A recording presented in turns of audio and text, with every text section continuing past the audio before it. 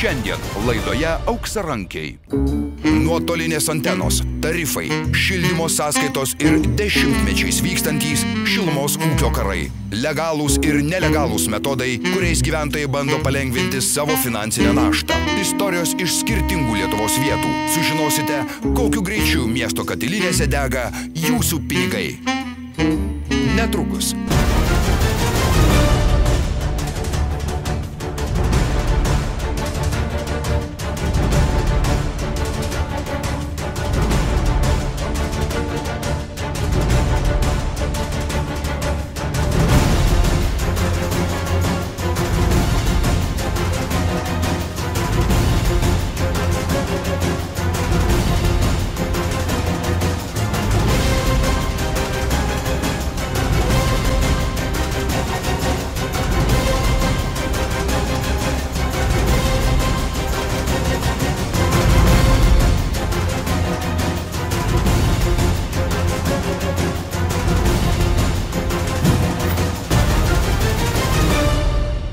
Kai kurių asmenų balsas ir išvaizda pakeisti, norint apsaugoti jų privatumą ir tapatybę.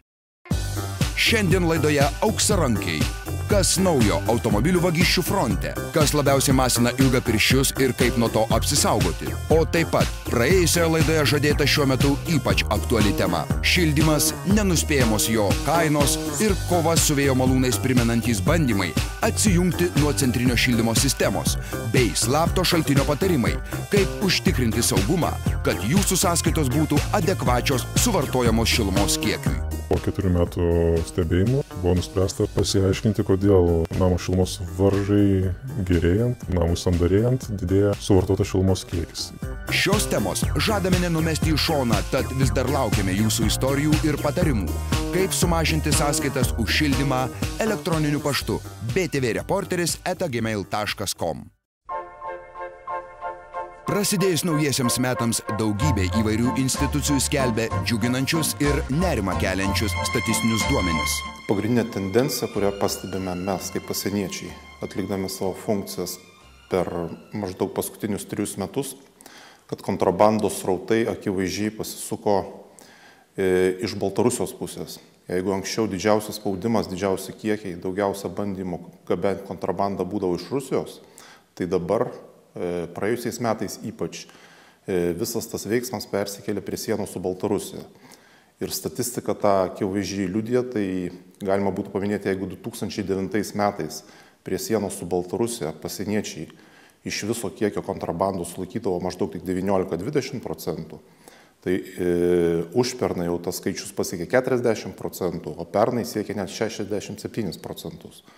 Pasienis Rusija atitinkamai tas skaičius mažėjo, pernai iš visos sulaikytos kontrabandos tam buvo apie 17% viso kiekio, tuo tarpu prieš 2 metus buvo 50–60, o prieš 3 ketverius ir dar daugiau.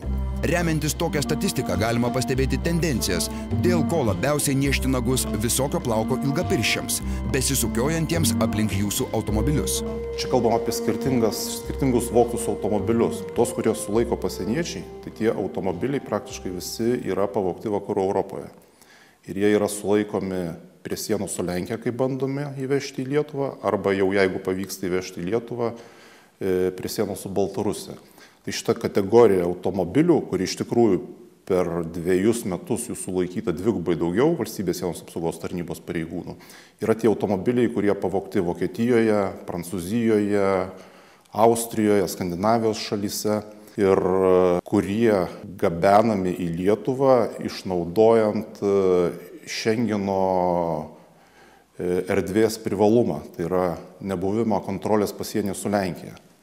Pasienyje su Lenkija pasieniečiai šiuo metu patikrina maždaug tik 1% visų kertančių sieną, ten nuolatinės kontrolės nėra. Tačiau tas skaičius iš tikrųjų išauga ir prie sienų su Lenkija. Tai byloja apie tai, kad tų vogtų automobilių Vakarų Europoje Lietuvos piliečiai bando parsivaryti iš tikrųjų daugiau. Ir juos parsivaryti bet kokią kainą, nes pasieniai su Lenkija, net ir stabdomi tokių automobilių vairuotojų dažniausiai nestoja, ten pasieniečiai priversti naudoti ginklus, spygliuotas juostas ir visom kitom priemonėm jos stabdyti. Tai paprastai būna beveik nauji arba apynauji automobiliai, kuriems parvaryti paprastai pasitelkiami jauno amžiaus iš tikrųjų žmonės už tam tikrą atlygį, o čia Lietuvoje jau to verslo organizatoriai tiesiog tos automobilius stengiasi pargabentus pasiimti. Dar kita priežastis to padidėjimo – daug automobilių pirmajame metų pusmetyje nupirko Baltarusijos piliečiai. Liepos pradžioje toje šalyje pasikeitė muitų tarifai ir jie tą pirmą pusmetį stengiasi kuo daugiau tų automobilių spėti parsivaryti savo šalį, tiesiog ten nutįsdavo eilės didelės, tiesiog šluotė šlavė, kiek pamename tą lietuviškus automobilių turgus. Ir iš tos rauto, aišku, pasitaikydavo, kadangi žymiai daugiau automobilių, žymiai daugiau būdavo tų vogtų automobilių įsiūloma ir baltarusiams, kurie per daug ten nesirinkdavo ir neturėjo galimybių tikrinti, ar tai vogtas ar nevogtas. Tai tokių automobilių maždaug daugiau kaip 500 iš tikrųjų irgi buvo sulaikyta, tai ir tuos rodiklius atitinkamai irgi pakėlė. Galime pasidžiaugti. 2011-aisiais mūsų šalyje automobilių buvo pavogta trečdaliu mažiau negu užpernai. Tačiau jau antrus metus iš eilės ilgapirščius labiausiai vilioja detalės. Ataskaitose teigiama, kad per 2 metus automobilių detalių vagysčių skaičius išaugo dvigubai. Dabar jis stabilizavosi, bet patirti nuostoliai didėja. Pernai žala vidutiniškai siekė 2500 litų. Statistiškai didžiausia tikimybė rasti apvogtą automobilį BMW savininkams. Specialistai pastebi, kad vagys dirba pagal užsakymą. Vagiamos konkretaus modelio konkrečios dalys. Tai ne tik navigacijos įranga, magnetolos, oro pagalvės, bet ir įvairios apdailos dalys, juostelės, grotelės, taip pat parkavimo jutikliai, veidrodėliai, visų rūšių žibintai, valstybiniai numeriai, valytuvai, ratai ir buferiai. Gūžčiojat pečiais, tai ką, dėl apdailos detalių prie automobilio sargą statyti? Yra paprastesnis būdas. Teko girdėti apie automobilio žymėjimą?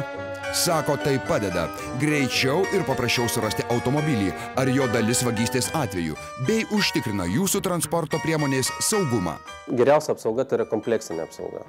Tai yra būtent, kad ne vienas dalykas yra automobilyje, o tam tikras yra, reiškia, kompleksas tų apsaugų. Tai šiuo priklausomai nuo automobilio, aišku, nuo poreikių, vėlgi nuo gyvenimo būdo ir nuo visko kito, galima parinkti kiekvienam žmogui asmeniškai tas apsaugos sistemos komplektą. Tai, kaip ir minėjau, yra garsinė apsaugos sistema, tai yra turbūt pagrindinis dalykas nuo tokių, kurie bando įsibrauti automobilį, nuo vagių, kurie jau yra nusižiūrėję automobilį, tai yra sistemas prieš atvirą vagystę bei GSM-inės komunikatoriai, kurie praneša apie esamą, kokia būsenoje yra automobilis, tai ar jis suveikęs ar nesuveikęs, ar kažkas įsibrovė ir taip toliau.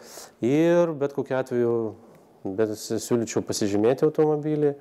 Na ir jeigu tas automobilis yra prabangus, kaip mes vadiname, ir patenka į tą rizikos faktorių, kuriame reikalauja draudimas ir ne tik draudimas, kad jis įvagiamas yra, tai jau pasirinkti pakankamai sudėtingą apsaugos sistemą, tai būtent vogtų automobilių paieškos sistemą. Kompleksinė apsauga geriausia kol kas šiai dienai.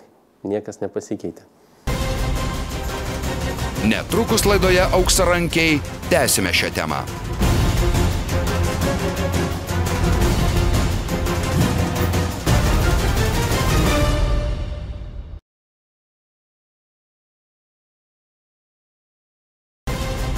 Šiandien laidoje Auksarankiai. Šildymas, nenuspėjamos jo kainos, šildymo sąskaitos ir eksperto komentarai.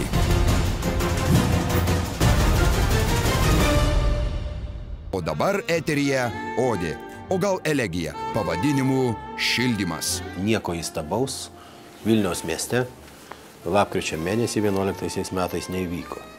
Čia yra centralizuoto šilumos tiekimo pagrindinė problema, kad žmonės negali individualiai reguliuotis. Kaip dujose, elektroje ir vandenį kiekvienas gali atsisukti ir nusileisti, kiek jam reikia to šilumnešio ar panašiai. Tai čia dėja eina jis per sienas, per langus, kaip tik norit šilumą ir visos problemos su to. Skaičiukai sąskaitoje už šildymą vis dažniau verčia susimastyti, kad labiau apsimokėtų nusipirkti namą šiltuose kraštuose. Dėl kalėdinių stebuklų Vilniečiams pateiktose sąskaitose kilusios aistros atrodo turėtų duoti rezultatų. O gal ginčai ir badymai pirštais ieškant kaltų truks iki šildymo sezono pabaigos, kuriam pasibaigus viskas lyg tarp kitko vėl nutils. Kas kaltas dėl staiga išaugusių šildymo kainų? Jeigu palygint statistiką, kiek padidėjo šilumos kiekis 10 ir 11 metų lapkritį, tai tie procentiniai santykiai daugiau padidėjo tuose namuose, kur buvo nuotolinio valdymo sistemos, negu kad tuose, kur nebuvo. Ta nustatė ir energetikos inspekcija ir parodė savo pranešime. Čia suprantamos priežastys dėl to, kad ten, kur nebuvo tos sistemos, tai pernai buvo toks šildymo režimas ir šiemet buvo toks pats režimas. Bet ten, kur buvo nuotolinio valdymo sistemos sumontuotos jau pernai, tai pernai lapkričio mėnesį 8 paras ten buvo pamažintas temperatūrinis grafikas. Reiškia tiek karšto vandens, tiek šildymo. Tai leido sutaupyti kažkiek tai šilumos tuo metu, tai jeigu ten pernai buvo mažesnis šilumos kiekis bendras, tai jis automatiškai 11 metais šoktelėjo atitinkamų kiekių, kadangi jis buvo atšauktas tas režimas, ekonominis vadinas. Grįžo į standartinį režimą. Todėl natūraliai ir procentai susidarė tokie. Nes čia tos 20% padidėjimą, 16% lengva paaiškinti klimatinių faktorių, bet papildomą kiekį dar duodavo šitas ekonominio taupimo režimo atsisakymas. Todėl susidarė tie santykiai, čia labai aišku. Sutapimas ar ne, bet šildymo kainos daugiausiai išaugo tuose namuose, kuriuose keitėsi administratoriai ir buvo įdiegtos nuotolinio valdymo sistemos. Kalbant apie nuotolinį valdymą, su Auksarankių komanda bendrauti sutikęs, tačiau savo asmenybės atskleisti nepanoręs šaltinis pateikia keletą įdomių savo patirtimi grįstų įtarimų. Stebint keletą metų namo šilumos energijos suvartojimą, iškylo klausimas dėl to, kad namas nepagrįstai suvartoja per daug šilumos energijos. Po 4 metų stebėjimų buvo nuspręsta pasiaiškinti, kodėl namo šilumos varžai gerėjant, namui sandarėjant, didėja suvartota šilumos kiekis. Ir besidomint šitais klausimais, atkreipiam dėmesį, kad namo įvadinis šilumos skaitiklis, kuris pagamintas Lietuvoje ir sertifikuotas Lietuvos energetikos instituto šiluminių įrengimų tyrimo ir bandymo laboratorijoje, yra mikroprocesorinis matavimo prietaisas. Mikroprocesoriniuose matavimo prietaisuose yra dažniausiai naudojamas programinis mikrokodas, kurio pagalba yra atliekamas šilumos energijos matavimas. Programinio mikrokodo pagalba galim tiek kalibruoti patį prietaisą, tiek užtikrinti tam tikrų atskirų energijos skaičiavimo algoritmų veikimą. Klausimai kilo dėl to, kad pats energijos šilumos skaitiklis yra prijungtas duomenų ryšio kanalu prie automatinio šilumos punkto valdymo sistemos RubySafe. Kadangi prijungti laidai prie RubySafe valdymo pulto yra 3, pasinagrinėjus šilumos punkto valdymo schemą, aiškiai yra pažymėta, kad tie laidai yra skirti tiek duomenų perdavimui, tiek siuntimui iš automatizuoto šilumos punkto valdymo skydo. Savai mes suprantame, kad tai ryšio kanalai galima realizuoti pačio programinio kodo paprogramų perjungimą. Ta prasme, galima būtų ne tik įtakoti skaitiklio parodymus, bet ir perjungti atitinkamus šilumos energijos skaičiavimo algoritmus. Lietuvos meteorologijos įstatymas numato aiškias savokas, kad matavimo priemonės ir jų programinė įranga turėtų būti apsaugota nuo rodmenų klastojimo ir jų programinė įranga turėtų būti patikrinta. Dėl tų klausimų kreipėmės į Lietuvos energetikos institutą ir paklausėme, ar buvo tirtas pats šilumos energijos skaitiklio programinis kodas. Na, ir gavome atsakymus, kad šilumos skaitiklio kodas yra identifikuotas, tačiau nebuvo tirtas. Buvo tik sutikrinta programinė versija. Pačio programinio kodo kaip programų Lietuvos energetikos institutas neturėjo ir ištirti matomai irgi negalėjo. Išanalizavus visą turimą ir prieinamą techninę dokumentaciją, aiškiai matyti, kad prijungus šilumos skaitiklį prie nuotolinio telemetrinio valdymo galima būtų daryti įtaką suvartotos šilumos energijos kiekio apskaitai. Yra pastebėta, kad užprogramavus tam tikrus parametrus į patį RubySafe automatikos valdymo skydą, jie uždarius duris, užgesus judesio davikliam, po kiek laiko ar automatiškai, ar rankiniu būdu nuotolinio valdymo pagalba yra perjungiami ir padidinamas suvartojamos šilumos energijos kiekis. Lygiai taip pat galima prisijungti ir prie šilumos apskaitos prietaiso. Gal dar kartą reikia akcentuoti, kad šilumos apskaitos prietaisas negali būti prijungtas prie išorinės netestuotos įrangos. Kaip šiuo metu, kad yra pajungtas prie RubySafe automatikos valdymo skydo, tai tas automatikos valdymo skydas irgi turėtų būti atestuotas ir turėtų atitikti meteorologijos įstatymo reikalavimus. Tai manome, kad yra aiškus pažeidimas ir šilumos energijos apskaitos prietaisas galimai yra įtakojimas iš išorės. Jo parametrus pilnai galima įtakoti esant šiai pajungimo schemai ir nuotolinio valdymo ryšio kanalui. Yra pagrindas ištirti šilumos energijos apskaitos prietaiso SKS3 programinį kodą. Energetikos specialistai pripažįsta, kad nuotolinio valdymo sistema turi trūkumų. Todėl valstybinė energetikos inspekcija kreipėsi į generalinę prokuratūrą prašydama inicijuoti tyrimą ir dėl galimo nuotolinės sistemos naudojimo didinant šilumą. Vilniaus energija pati iš esmės tų šilumos punktų ir nereguliuodavo. Jie visur turėjo savo rangovus. Tai yra persamdytos firmos, kurios užsiiminėdavo vidaus sistemų priežiūrą. Tai Tai kai jie perdavė tą funkciją formaliai tom bendrovėm, tai iš esmės liko tos pačios bendrovės ir toliau prižiūrėti tuos punktus šilumos, reguliuoti šildymo režimą pagal tą pačią tvarką, ką jie darė anksčiau. Todėl žmonių naujų čia neatsirado, ten ginčas vyksta dabar tik dėl formalumų, perdavimo formalumų. Reikėjo ar nereikėjo perduoti, ar tvarkinga dokumentacija perduota, ar netvarkinga, ar teisiškai gerai įformintas perdavimas, ar ne. Bet fiziškai tie patys žmonės, prižiūrėtojai, kurie dirbo, jie ir toliau dirbo. Bet reikia žinoti taip, kad 90% šilumos punktų Vilniuje yra automatiniai, su procesoriu, su logika, kurie nuderinti per ilgą laikotarpį ir jie toliau naudojami kaip ir anksčiau, taip ir toliau naudojami šildymui ir karštam vandeniui reguliuoti. Skaitiklis yra testuotas, bet niekas nesutikrino, ar ta programa, kuri yra suprogramuota pačiame skaitiklyje, ar jinai neturi kažkokių tai paslėptų paprogramų, kurias galima būtų jungti nuotoliniu būdu. Nes būtent turint nuotolinį valdymą, turint dvipusį ryšio kanalą, galima pilnai realizuoti tam tikrų paprogramų įjungimą ir įtakoti skaitiklių parametrus. Vėlgi, reikia paminėti tai, kad skaitiklis netgi ir numato kelis skirtingus energijos matavimo algoritmus. Neturim šios dokumentacijos, bet tai patvirtina gamintojai. Tai jeigu jau yra faktas, kad yra keletas energijos skaičiavimo algoritmų, tai manau, kad juos perjungti ir įtakoti apskaitos rodmenis tikrai yra įmanoma. Antras dalykas, patį kodą lengvai galima pakeisti. Tai, ką rodo programinės įrangos versijos identifikatorius, niekaip neleidžia manyti, kad tokia pat programinė įranga yra sumontuota gyventojų namuose. Paprasčiausiai galima palikti tą patį pavadinimą, bet patį programinį kodą pakeisti. Arba tiesiog įtakoti pačio skaitiklio parodymus, perjungiant tam tikrus šilumos skaičiavimo algoritmus nuotoliniu būdu. Aš manau, kad šilumos apskaitos prietaisas veikia netitikdamas metrologijos įstatymo nuostatų. Šilumos punkto automatizavimo sistema yra valdoma, plačiai tariant, telefoninio ryšio pagalba. Naudojamas vienas iš Lietuvos mobiliojo ryšio operatorių ir yra naudojama SIM kortelė tam ryšiui užtikrinti. Tiesa, ne visose skydeliuose yra sumontuota nuotolinio valdymo sistema. Atsukus priekinį dangtelį galima rasti ir tuščią SIM kortelės lizdą. Tokiu atveju galite būti ramūs. Jūsų šilumos mazgas nėra valdomas nuotoliniu būdu. Tačiau mūsų auksarankis įspėja, kad galimybė prisijungti duomenų kabeliu vis tiek išlieka. Ir jeigu dingsta ryšys tarp šilumos tiekėjo ir RubySafe automatikos skydo, iš karto yra susisiekimas su prižiūrinčia įmonė arba siunčiami Axis Industries specialistai, kurie atstato ryšį ir imasi visų priemonių, kad sistema toliau veiktų. Įdomu, kam kantrybė trūks greičiau. Esamos sanitarinės higienos normos, kurios perkeltos į šilumos tiekimo vartojimo taisyklės arba jomis turi remtis, sako, kad šilumos punktų prižiūrėtojas, kuris reguliuoja šildymo režimą, turi palaikyti patalpose temperatūrą gyvenamose, ne mažiau 18, ne daugiau 22. Tai, pavyzdžiui, jeigu pernai buvo laikoma 18, o šiemet 22 tam pačiam name, tai yra temperatūrų skirtumas padidėjimas 4 laipsniai. Pagal šilumos suvartojimo lapkričio mėnesį pagal santykius su išorė, tas iš karto atsilieptų 20% bendram šilumos sunaudojime šildymui. Taip sakant, šildymo sąnaudos padidėtų. Ir tai nebūtų pažeidimas, nes taisyklės leidžia tą. Netrukus laidoje Auksarankiai tęsime šią temą.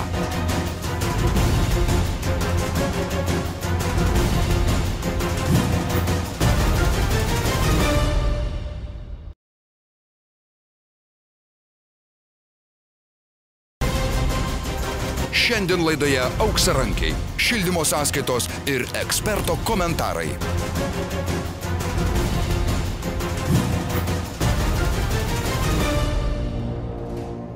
Šilumos kiekį patekus į namą, pagal kurį skaičiuojamos sąskaitos kiekvienam butui, matuoja ne šitas procesorius, o šilumos skaitiklis, kuris yra iki šilumokaičio, iki šilumos punkto. Dauguma, nesam tikri ar absoliučiai visi, bet dauguma šitų šilumos skaitiklių nepaveikiami.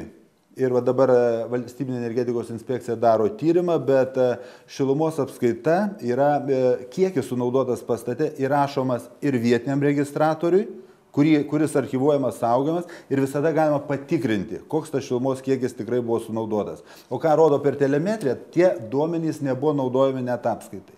O kas už šilumos punkto tą reguliavimą, temperatūrinį grafiką, debitą, tai jisai galima ten įsukinėti kaip tik nori ir jis lems įvadinio šilumos skaitiklio parodymus.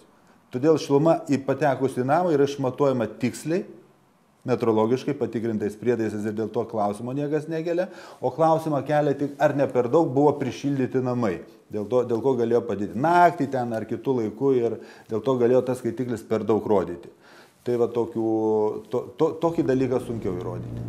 Šviesos spindulių šiuose painiuose kainų, kiekių ir vertinimų brūzgynuose galėtų būti individuali apskaita arba kontroliniai skaitikliai. Mano manimu, tai yra teisėta, nes jeigu paimti analogiją, jeigu mums parduotų obuolius su svarstyklėm, prie kurių yra prijungtas troselis ir tampama už svarstyklių, siekiant įtakoti parodymus, tai tuo atveju būtų teisėta, kad mes nukirpsime tą troselį, kuris įtakoja rodmenis.